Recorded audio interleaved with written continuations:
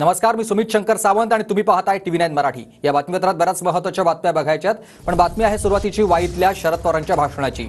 वाईच्या सभेत शरद पवारांना एक चिठ्ठी आली आहे। गद्दारांचं काय अशी विचारणा या चिठ्ठीच्या माध्यमातून शरद पवारांना करण्यात आलेली आहे। तर जो कोणी गद्दार असेल त्यांना पाडा पाडा पाडा असं शरद पवार म्हणाले। वाईमध्ये सध्या आमदार मकरंद पाटील आहेत।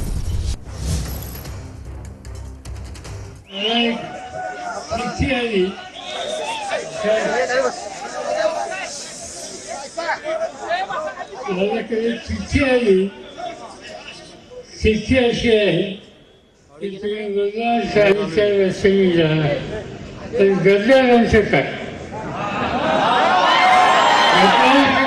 त्याचं काय सांगायचं सांगितले। जो कोणी गद्दार असेल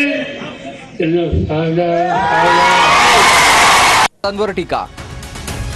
काही बावली करायचा प्रयत्न केला तर त्याची इतकी मोठी किंमत बारामतीकरांना मोजावी लागेल। परत बारामतीकरांना कुणी वाली राहणार नाही। लोकांनी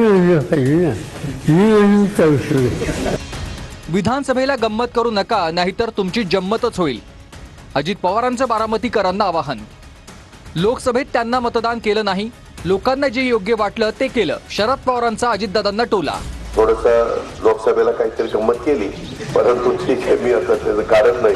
आता मात्र विधानसभेला गंमत करू नका। लोकांनी गंमत केली म्हणजे काय? मत दिली नाही हेच मत दिली नाही, दुसरं काय? लोकांचा अधिकार आहे, त्यांना योग्य असेल ते केलं। 1991 पासून मी आमदार खासदारकीसाठी उभा राहिलो, पण प्रतिभा काकी माझ्या प्रचारासाठी कधी आल्या नाहीत। अजित पवारांचा सवाल। आत्ताच नातवाचा एवढा पुळका का आला हे प्रतिभा काकींना विचारेन। अजित पवारांचं विधान। प्रतिभा अनेकदा आल्यात, याआधीही आल्या होत्या, माझ्या प्रचाराचं कधी फारसं बघितलं नाही। शरद पवारांचं उत्तर।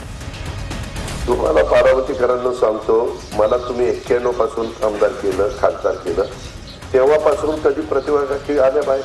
आत्ताच म्हणजे काय नातवाचा पुळका आला मला तर काय? मी काकींना इलेक्शन झाल्यावर विचारणार आहे। माझ्या फारसा कधी फारसं बघायचं नाही, बाकी सगळ्यांचं माझ्या घरचे प्रत्येक सगळे लोक येतात।